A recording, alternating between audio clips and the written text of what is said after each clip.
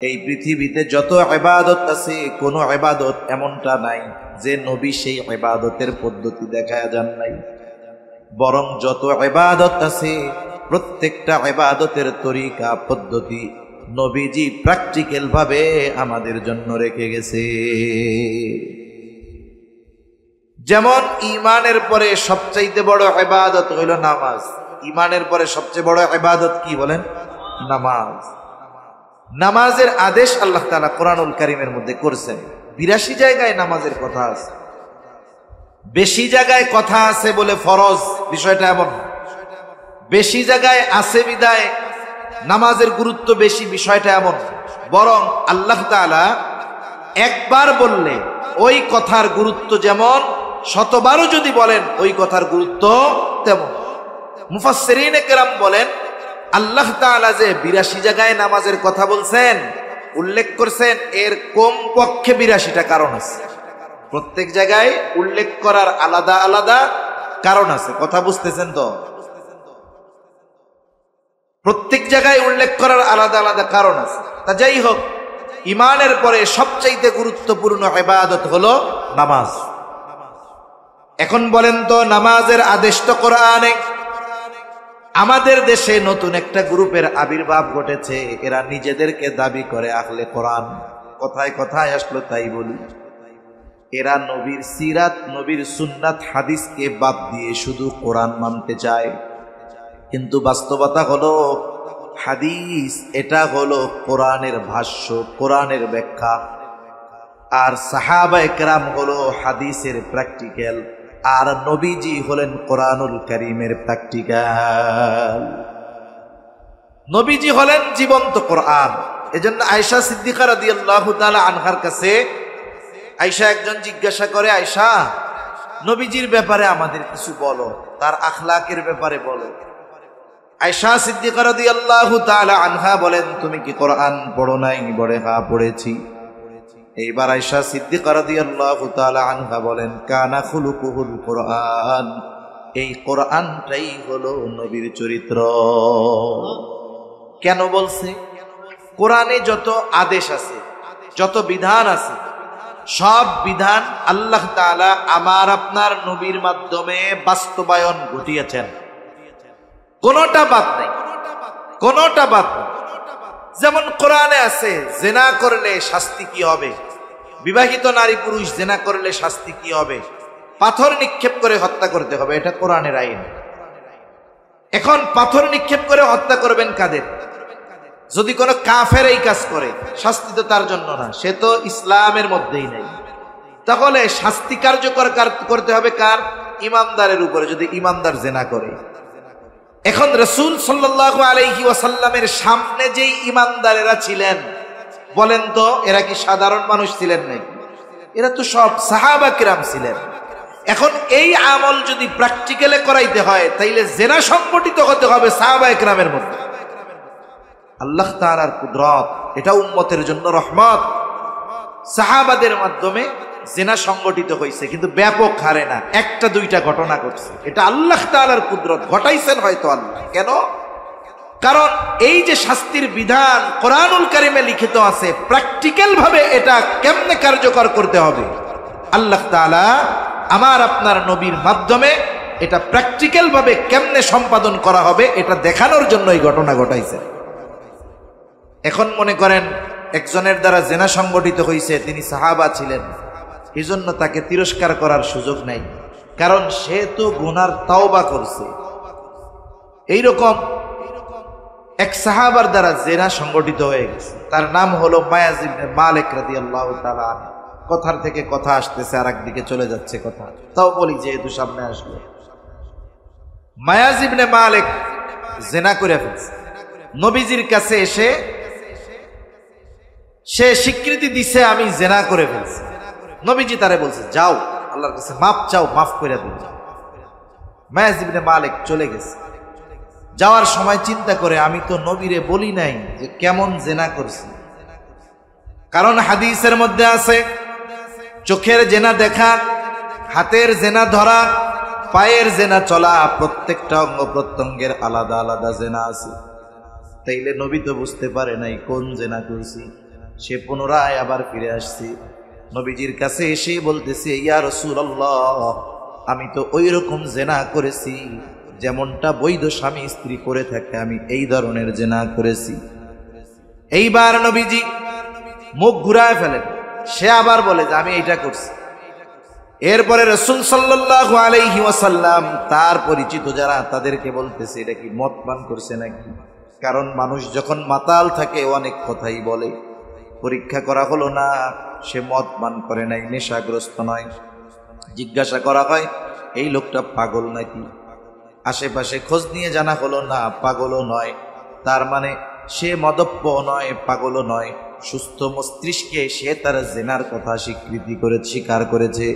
এইবার তাকে শাস্তি দেওয়া হবে, পাথরে নিক্ষেপ করা হলো, সে ইন্তেকাল করলো, মারা গেল। তার জানাজা দেওয়া হলো, দাফন কাফনে নবীজি অংশগ্রহণ করলেন। জেনার শাস্তি হয়েছে, দুনিয়ায় তাওবা হলো, জেনার শাস্তির তাওবা হলো পাথর নিক্ষেপে হত্যা।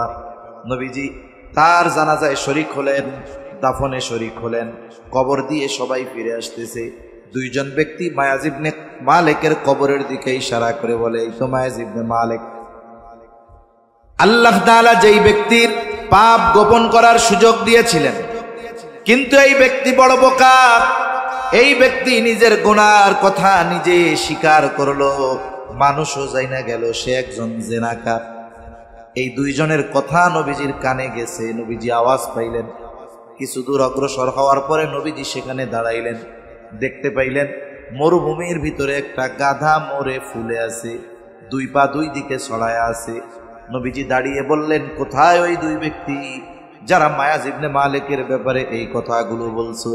ওই দুইজন সামনে এসে হাজির, বলে, ইয়া রাসূলুল্লাহ, আমরা বলেছি। আল্লাহর রাসূল বলতেছে, তোমরা তোমার ভাইয়ের গীবত করছো কেন? রাসূল সাল্লাল্লাহু আলাইহি ওয়াসাল্লাম বলে, যাও ওই মরা গাধার গোশত খাও। ওই দুইজন এবার বলে, ইয়া রাসূলুল্লাহ, আমরা কি তার ব্যাপারে মিথ্যা বলেছি নাকি? নবীজি বলেন, তোমরা তোমাদের ভাইয়ের গীবত করেছো। মনে রাখো, মায়াজ ইবনে মালিক যদিও শয়তানের ধোঁকায় পড়ে জিনা করেছে, গুনাহ করেছে, কিন্তু পরকালের ভয় তার মধ্যে জাগ্রত হওয়ার কারণে সে তার অপরাধের স্বীকৃতি দিয়ে শাস্তি গ্রহণ করেছে, তাওবা করেছে। মনে রাখো, আল্লাহ তাআলার কাছে এই মায়াজ ইবনে মালিকের তাওবা এমন ভাবে কবুল হয়েছে, যদি একটা সম্প্রদায়ের মধ্যে মায়াজ ইবনে মালিকের এই তাওবাকে বন্টন করে দেওয়া হয়, ওই কওমের নাজাতের জন্য সেটা যথেষ্ট হয়ে যাবে।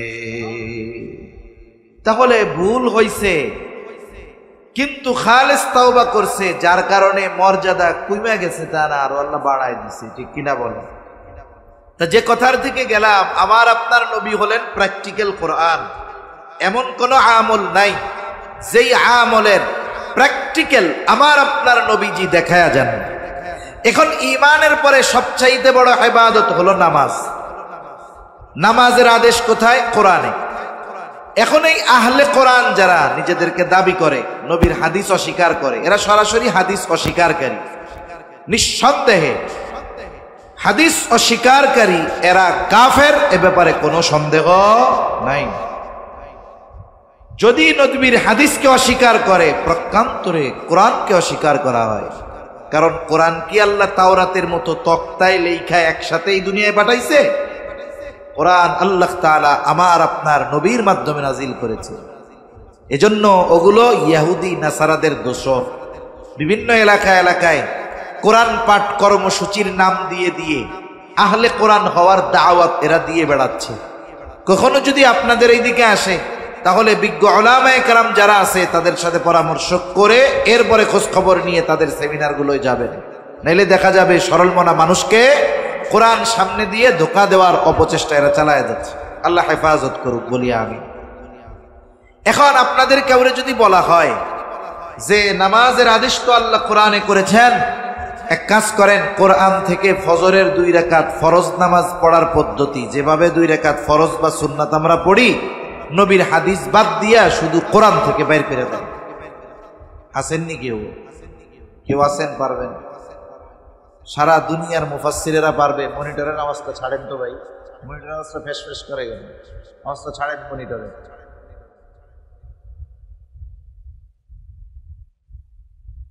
শুধুমাত্র আমরা আপনারা না, সারা পৃথিবীর সব মুফাসসিরদেরকে যদি কোরআন হাতে দিয়ে বলা হয় নবীর হাদিস, নবীর সুন্নাহ, নবীর সিরাত সব একদিকে রাখবা, শুধুমাত্র কোরআন থেকে 2 রাকাত ফজরের সুন্নাত নামাজ পড়ার পদ্ধতি বের করে দাও, সাথে সাথে যদি কিয়ামত পর্যন্ত হায়াত যদি পায়, নবীর সুন্নাহ হাদিস বাদ দিয়ে 1 রাকাত নামাজ পড়ার পদ্ধতিও তারা বের করতে পারবে না।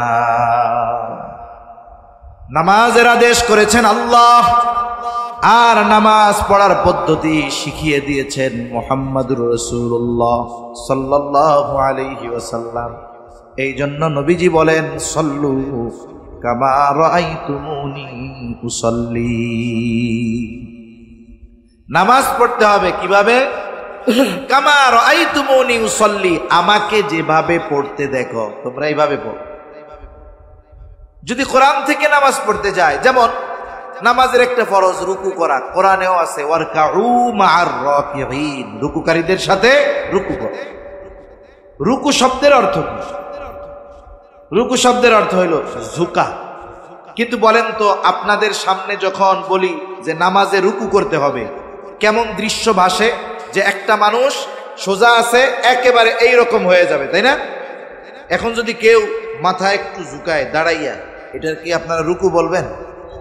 তার মানে দেখেন, শব্দের অর্থ জানলেই ওই শব্দের উদ্দেশ্য বোঝা যায় না। শব্দের অর্থ জানলেই ওই শব্দ দ্বারা কতটুকু ঝুঁকা বোঝানো হচ্ছে বোঝা যায় না। এজন্য আমার আপনার নবী প্রত্যেকটা ইবাদত এইভাবে প্র্যাকটিক্যাল ভাবে উম্মতদেরকে শিখিয়ে দিয়েছেন। সুবহানাল্লাহ। নবীর থেকে শিখতে হবে নামাজ কিভাবে পড়তে হবে। এই জন্য যে কোনো ইবাদতের তরিকা আমার আপনার নবীর থেকে গ্রহণ করতে হবে। আপনি হজ করবেন, কেমনে হজ করবেন? নবীজি বলেন, খুদু আন্নি মানাসিকাকুম, আমার থেকে শিখে নাও কেমনে হজ করবা। তার মানে এমন কোনো ইবাদত নাই যে ইবাদত আমার আপনার নবীর তরিকায় হয় না। এরকম কোনো ইবাদত নাই যে নবীর সুন্নাত বাদ দিয়ে করবেন। এজন্য আমল যদি আমলে সালেহ হতে হয়, রাসূল আকরাম সাল্লাল্লাহু আলাইহি ওয়াসাল্লামের পদ্ধতি অনুসরণ করতে হবে। 2টা শর্ত গেল। 3 নাম্বার শর্ত, যেই ইবাদত আমি আপনি করব সেই ইবাদতের ব্যাপারে ইলম অর্জন করতে হবে, জ্ঞান অর্জন করতে হবে। ইলম শিক্ষা করা ফরজ। রাসূল আকরাম সাল্লাল্লাহু আলাইহি ওয়াসাল্লাম বলেন, তলাবুল ইলমি ফরিদাতুন আলা কুল্লি মুসলিম, দ্বীনি ইলম শিক্ষা করা প্রত্যেক মুসলমান নরনারীর উপরে ফরজ। প্রথম প্রশ্ন হইল, কতটুকু শিক্ষা করা ফরজ? মুহাদ্দিসিন মুফাসসিরিন কেরাম বলেন যে একটা মানুষ নিজের জীবন পরিচালনার জন্য যতটুকু ইলমে দ্বীন দরকার শেখা ফরজ। আবার কেউ কেউ বলেন না, অতটুকুতেও হবে না। কেন হবে না? বলে কোরআনুল কারীমের মধ্যে আল্লাহ তাআলা বলেন, ইয়া আইয়ুহাল্লাযীনা আমানু কু আনফুসাকুম ওয়া আহলিকুম নারা, বলে হে ঈমানদারেরা, তোমরা নিজেরা জাহান্নামের আগুন থেকে বাঁচো, অধীনস্থদেরকেও জাহান্নামের আগুন থেকে বাঁচাও। তাহলে বলেন তো, জাহান্নাম থেকে তো নিজে বাঁচলে হবে না, অধীনস্থদেরকেও বাঁচাতে হবে। তার মানে অধীনস্থদেরকেও বাঁচানোর চেষ্টা করতে হবে। নিজে যদি জাহান্নাম থেকে বাঁচার জন্য ইলমের দরকার হয়, তাহলে অধীনস্থদেরকে জাহান্নাম থেকে বাঁচানোর জন্য ইলমের দরকার আছে না নাই? দ্বীনের উপরে চলার জন্য আমার যদি জ্ঞান দরকার হয়, আরেকজনকে দ্বীনের উপরে চালানোর জন্য জ্ঞান দরকার আছে না নাই? তাহলে ইলমে দ্বীন কতটুকু শিখতে হবে? বলে নিজে দ্বীনের উপরে চলতে, অধীনস্থদেরকে দ্বীনের উপরে চালাইতে যতটুকু ইলমে দ্বীন অর্জন করা দরকার ততটুকু সকলের জন্য অর্জন করা ফরজ। এইটা হুজুর নাই, মাদ্রাসার ছাত্র নাই, নামাজি নাই, হাজি নাই, সবার জন্য শিখতে হবে। এখন কেউ যদি না শিখে তাইলে গুনাহগার হবে। একটু চিন্তা করেন, সমাজে অনেক মানুষ আছে নিজে দ্বীনের উপরে চলতে যতটুকু ইলম দরকার ততটুকু শিখে না। এখন একটা পদ্ধতি তো বাইর করার দরকার, শিখতে তো হবে, না শিখলে তো গুনাহগার। কেমনে শিখবেন?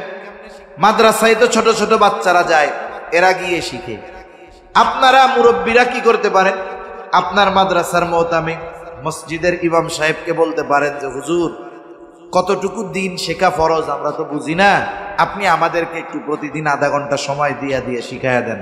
বলেন তো কোন মাদ্রাসার মুতামিম, কোন মসজিদের ইমাম খতিব বলবে যে আপনি দিন শিখতে চান? তারা বলবে যে না, আমাকে টাইম টুইম নেই, এরকম বলবে নাকি? বরং আগ্রহের সাথে শিখিয়ে দিবে। সমস্যা আমাদের, আমরা নিজেদেরকে অন্যের সামনে ছোট করতে চাই না। এখন আমি সূরা ভালো মতো পারি না, দোয়ায় কুনুত তো আর জোরে জোরে পড়া লাগে না, জোরে পড়া লাগে না। এখন আমি যে দোয়ায় কুনুত ভালো পারি না, হুজুরে যদি এটা যাই না যায় তাইলে আমার জন্য লজ্জা না? হুজুরের উপরে বড় বড় কথা বলি, কিন্তু হুজুর যদি জানে আমি দোয়ায় কুনুত জানি না, তাহলে তো আমার ইজ্জত শেষ। এজন্য শিখতে যাই না। এই যে দুনিয়ার লজ্জা, দুনিয়ায় লজ্জা কইরা শিখলাম না, আখেরাতে সাইজ খাওন লাগবে। দুনিয়ায় যদি একটু লজ্জা ভাঙা শিখি তাইলে আখেরাতে বাঁচা যাইব, ঠিক কিনা বলেন?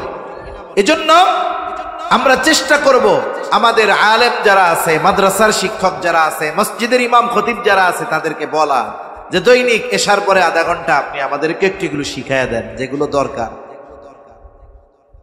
যদি না শিখি কি হবে? আল্লাহ তাআলার কাছে জবাবদিহিতার কাঠগড়ায় দাঁড়ানো লাগবে।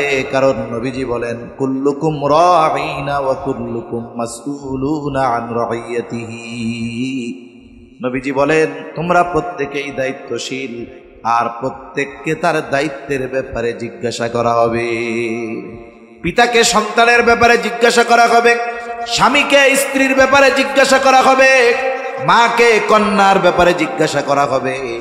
সেই দিন আমি যদি একা একা আমল করি, সন্তানদের যদি দ্বীনের উপরে পরিচালিত করার চেষ্টা না করি, কিয়ামতের দিন হয়তো আমার আমল কাজে আসবে না। ওই অধীনস্থদের কারণে আমাকে আপনাকে শাস্তি ভোগ করা লাগবে।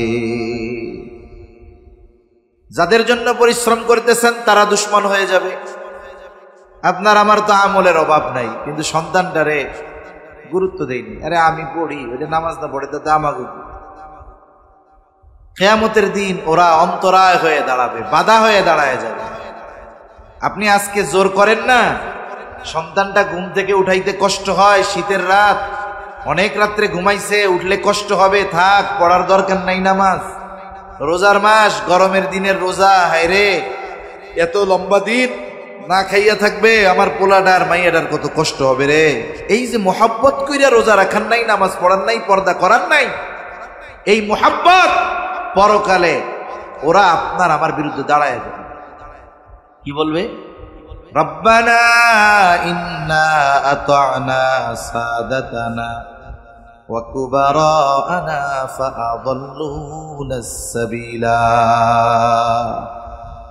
বলবে রব ইন্না আতা'না সাদাতানা ওয়া কুবারা'না, আমরা আমাদের নেতাদের বড়দের অনুসরণ করেছি। সন্তান বলবে আমি নামাজ পড়ি নাই, এর জন্য দায়ী হইল আমার বাপ। স্ত্রী পর্দা করে নাই, বলবে দায়ী হইল আমার স্বামী। মেয়ে দিনের উপরে চলে নাই, বলবে দায়ী হইল আমার আব্বা। এখন এরা যেহেতু তোমাদের জাহান্নামে যাওয়ার দায়ী, তাহলে কি হবে? এবার বলবে ফাআযাল্লুনাস সাবিলা, তারাই তো আমাদেরকে পথভ্রষ্ট করেছে, তাদের কারণে জাহান্নামী হইছি। যেহেতু তাদের কারণে জাহান্নামী হইলাম, আল্লাহ তাআলার কাছে এইবার ওই সন্তানেরা পিতামাতার ব্যাপারে, অধীনস্থরা অভিভাবকের ব্যাপারে আল্লাহ তাআলার কাছে বলবে রব্বানা আতিহিম দি'ফাইনি মিনাল আযাবি ওয়ালআনহুম লা'নান কাবীরা। আযাবরে দ্বিগুণ করে দেন, একেবারে আপনি বড় লানত বর্ষণ করেন এগুলোর উপর। এদের কারণে আমরা জাহান্নামী হয়েছি। শুধু তাই না, আখিরাতে আমার আপনার এই অধীনস্থ যারা, যাদেরকে আমি দিন শেখার জন্য উদ্বুদ্ধ করি নাই, দিন শেখানোর জন্য কঠোরতা করি নাই, ওরা বলবে দেখাই দেন তাদেরকে, ওদেরকে আমরা পা দিয়ে পাড়াইয়া এরপরে জাহান্নামে যাব। রব্বানা আরিনাল্লাযাইনি আযাল্লানা মিনাল জিন্নি ওয়াল ইনসি নাজআলহুমা তাহতা আকদামিনা লিয়াকুনা মিনাল আসফালিন। বলবে রব দেখায় দেন যেই সমস্ত মানুষ এবং জিনদের কারণে আমরা জাহান্নামে হইলাম, তাদেরকে দেখায় দেন। কেন দেখাই দিব? আল্লাহ তাআলা কাছে তারা বলবে নাজআলহুমা তাহতা আকদামিনা, আমরা তাদেরকে পদদলিত করতে চাই, বাড়াইতে চাই। চিন্তা করে দেখেন তো, দুনিয়ায় যদি কোনো বাবা সন্তানের কারণে অপমানিত হয়, লজ্জিত হয়, তাইলে বাপ ওই মুখ আর মানুষদেরকে দেখাইতে চায় না। অথচ কিয়ামতের দিন অনেক বাবা, অনেক অভিভাবক সন্তানদের কাছ থেকে এই রকম কথা শুনবে যে আল্লাহ আমার অভিভাবককে দেখায় দেন, আজকে আমি তাদেরকে পা দ্বারা পদদলিত করতে চাই। সেজন্য ওই অপমান হওয়ার আগেই উচিত আমাদের অধীনস্থদেরকে দিন শেখানো। যেই কথার থেকে এত কথা বললাম যে আমলে সালেহ হওয়ার জন্য তৃতীয়ত যেই বিষয়টা দরকার, ইলমে দ্বীন অর্জন করতে হবে। কতটুক? বলে নিজে এবং অধীনস্থদেরকে দ্বীনের উপরে পরিচালিত করতে যতটুকু ইলমে দ্বীন দরকার, এতটুকু শেখা সকল মুসলমান নরনারীর উপরে ফরজ। একটু দেখেন একটা কথা, একজন নামাজে দাঁড়াইছে, নামাজে দাঁড়ানোর আগেই তার তো কিছু কাজ আছে। যেমন নামাজের ভেতরে বাইরে ফরজ হইলে 13টা। কয়টা? 13টা। নামাজ শুরু করার আগে বাইরের ফরজ, কাপড় পাক, শরীর পাক, নামাজের জায়গা পাক। এই যে এখন একজন নামাজে দাঁড়াইছে, কিন্তু নামাজের 13 ফরজের একটাও জানেন। আমি যদি জানি এইগুলো ফরজ, এখন যদি নামাজের মধ্যে কোনোটা ছুটে যায়, তাহলে আমি বুঝবো যে আমার নামাজ আর নাই। কিন্তু এখন একজন জানে না যে এইগুলো ফরজ। এই 13 ফরজ যার জানা নাই, নামাজের মধ্যে যদি 13টার থেকে একটা ছুটে যায়, তাহলে বলেন তো তার নামাজ থাকবে না যাবে? যাবে। কতজন আছে একেবারে বায়ু সাইডা সুন্দর মতো সাউ সিজদা করে? এখন বলেন তো, একজন নামাজ শেষ করার আগে সাউ সিজদা দিছে, আর একজন জিজ্ঞাসা করছে এবার সাউ সিজদা দিলা কেন? এখন কইতেছে আমার নামাজের মধ্যে বায়ু ছুটে গেছিল, এই জন্য সাউ সিজদা দিছি। এখন কম তো 100 সাউ সিজদা দিলেও ওর নামাজ হবে? কারণ এখন সে এটা ছাড়ার কারণে তার পবিত্রতা ভেঙে গেছে, অজু ভেঙে গেছে, এখন আর তার নামাজ নাই। তো এজন্য দেখেন, নামাজের 13 ফরজ জানতেই হবে, বাহিরের গুলাও জানতে হবে, ভেতরের গুলাও জানতে হবে। কারণ ফরজ একটা ছুটলে নামাজ বাদ। নামাজের ওয়াজিব 14টা। ওয়াজিব যদি ছুটে যায়, সাহু সিজদা দিলে নামাজ হয়ে যায়। কিন্তু কেউ যদি নামাজের ওয়াজিব 14টা না জানে, ওয়াজিব যদি ছুটে যায়, তার কোনো হুঁশ থাকবে না। দেখা যাবে সাহু সিজদা দিল না, তার নামাজও হইল না। নামাজ ভঙ্গের কারণ আছে 19টা। এই 19টা কারণ থেকে একটা যদি পাওয়া যায়, তাইলে নামাজ ভেঙে যায়। কিন্তু নামাজি নামাজ ভঙ্গের 19টা কারণ জানে না। দেখা যাবে জীবনের অনেক নামাজে নামাজ ভঙ্গের কারণ পাওয়া গেছিল, কিন্তু তার কোনো খোঁজ নাই। অজু ভাঙ্গার কারণ জানতে হবে, সাথে সাথে পবিত্রতার মশালাগুলো জানতে হবে। কেন কয় অজু ভাঙ্গের কারণ হইল 7টা। এখন যদি নামাজের মধ্যে এই 7টা কারণ থেকে একটা পাওয়া যায়, অজু ভেঙে যাবে। বলেন তো অজু ভাঙলে কি নামাজ থাকবে নাকি?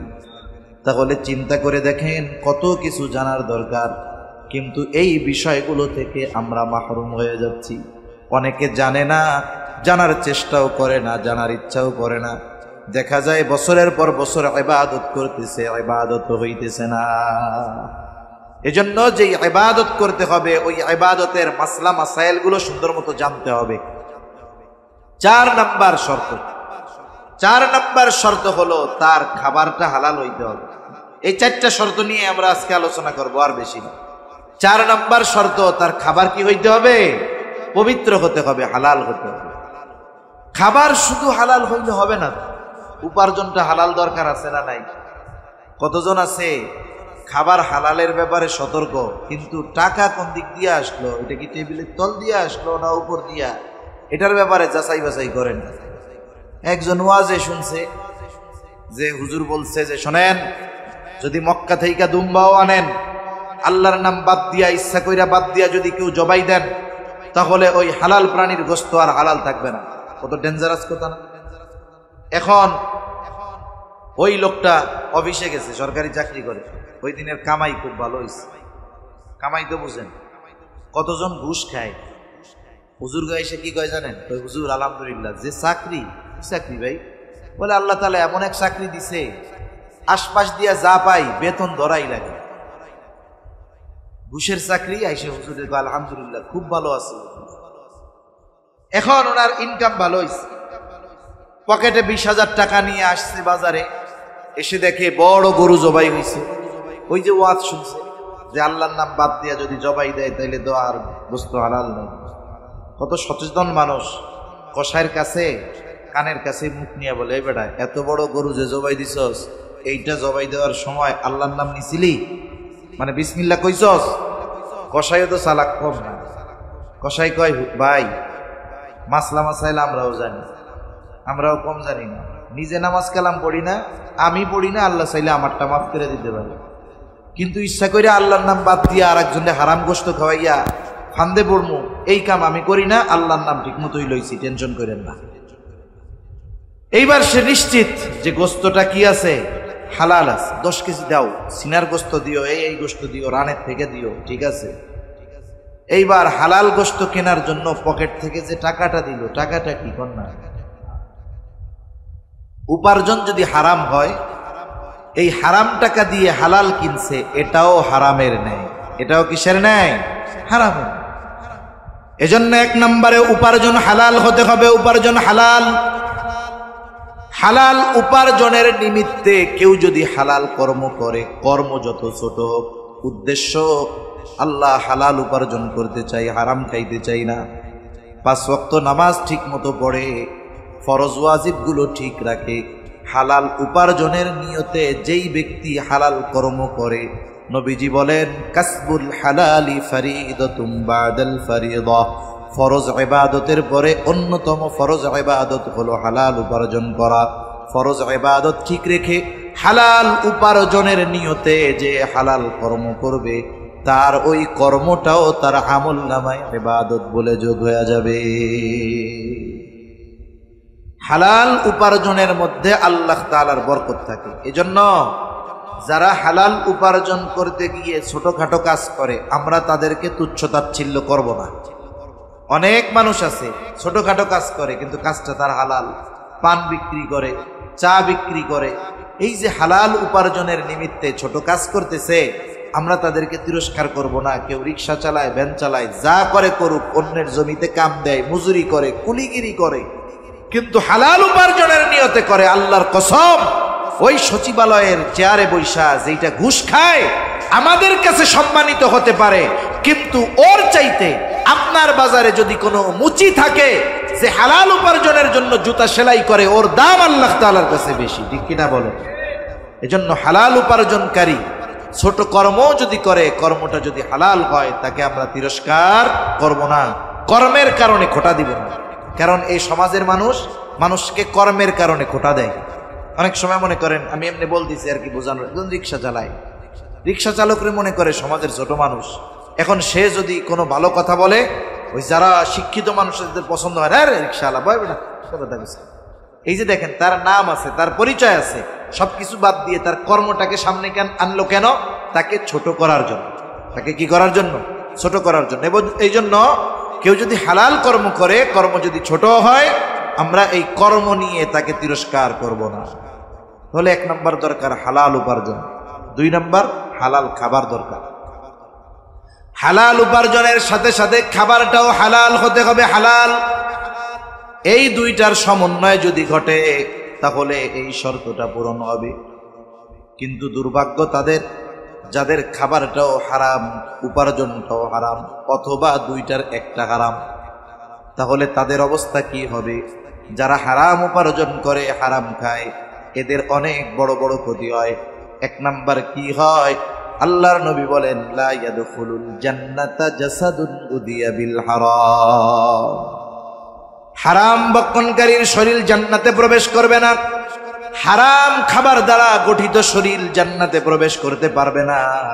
2 নাম্বার ক্ষতি, তার ইবাদত কবুল হবে না। আল্লাহ তাআলা কোরআনুল কারীমের মধ্যে বলেন ইয়া আইয়ুহার রাসূলু কুলু মিনাত তাইয়্যিবাতি ওয়া'মালু সলিহাত। আল্লাহ তাআলা সব রাসূলগণকে এক নির্দেশ দিয়েছেন, হে রাসূলগণ কুলু মিনাত তাইয়্যিবাত, আপনারা পবিত্র খাবার খান, ওয়া আমালু সলেহা, আর আমলে সলেহ করেন।